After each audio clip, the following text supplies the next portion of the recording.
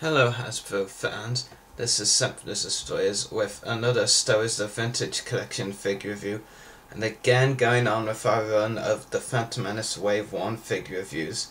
This time we've got Anakin Skywalker as a Jedi Padawan to review first. Sorry, to review now. What am I going to first? We did the first one, this one, a couple of days ago. Anyway, take a look at the back of I'm failing here very much. At the packaging, you get the portrait of Anakin Skywalker here from the Phantom Menace, played by Jake Lloyd. I'll get to the packaging more in a minute actually, because something I want to point out.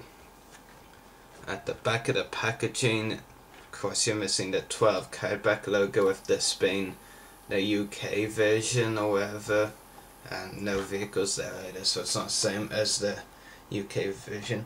Now, one thing I noticed in the vintage collection figures is a lack of accessories. I think this is deliberate, of course, with this being more a line aimed at collectors, but for a vintage collection figure, this figure actually comes with a lot, to be honest. I mean, you get a few accessories, 4 in total actually. One of them is this thing here. I'm not entirely sure what this is supposed to be. I'm thinking it's something that we saw in one scene in Attack of the Clones, where Obi-Wan goes in when all the Padawans are training, or it's supposed to reference something from A New Hope, you know, when Luke was first training with that blue lightsaber. I'm not entirely sure what its purpose is or whatever. And something else before I go into the accessories, it's actually interesting because the figure itself here is Phantom Menace, but the accessories, none of them are actually Phantom Menace.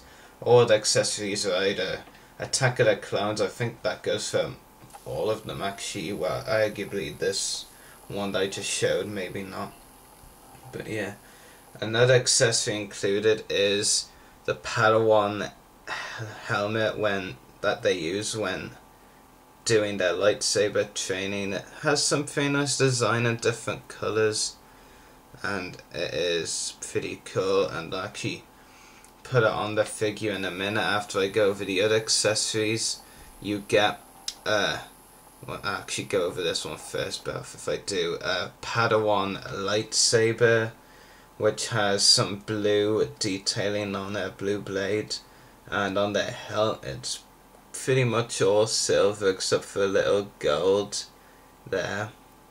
And then you get an added accessory which is just the hilt of that lightsaber without the blade, which is always a pretty neat addition. I really like it when Hasbro take the initiative and throw us in the hilt without the blade as well as the hilt with the blade. It always makes for an interesting addition.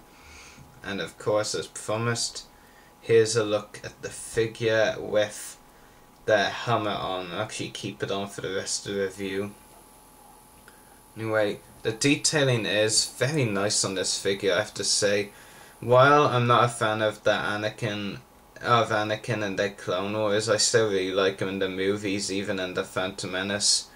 But the detailing is definitely superb in this figure, and I have to honestly say, this is definitely the best Anakin figure I own.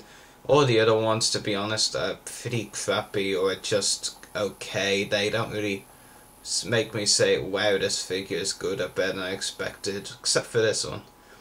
It's not entirely something I'm entirely pleased about. Like, it's not a perfect figure, and I'll get to why in a minute, but it is pretty nice. You get regular Jedi Padawan robes, which are pretty cool, and has really nice detailing on the back of the figure.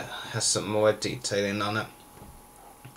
And actually just take the helmet off again so I can tell you my problem with this figure. Look at the packaging again actually. Okay, just pick it up now.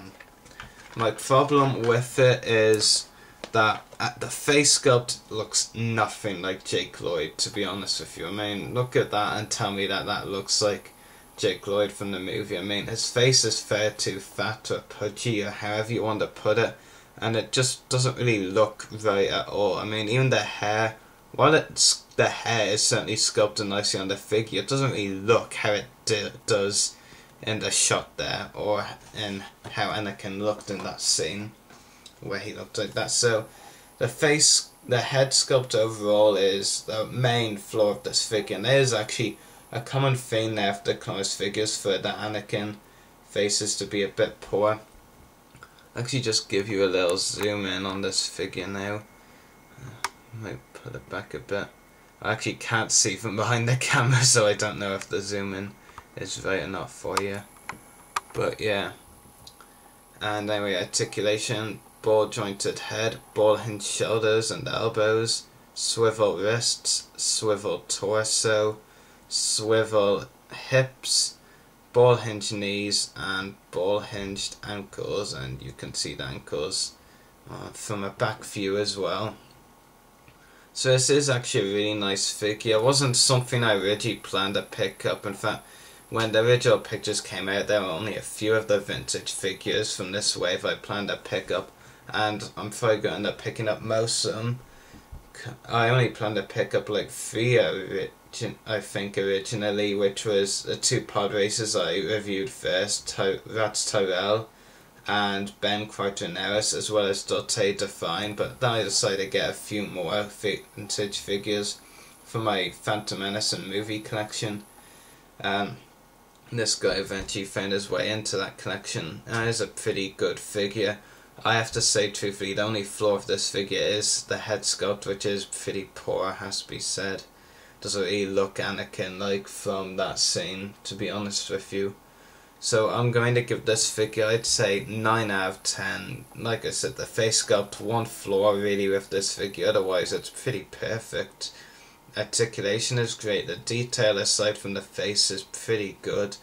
Looks very excellent, and the accessories are very decent as well, and I like it when they bring out these movie accessories, or show, if you're thinking from those accessories as well, that are actually in it and are good, but not when they're silly junk like the propulsion pack or the lightsaber launcher. But no, accessories like these are perfect, so I'm really happy with this.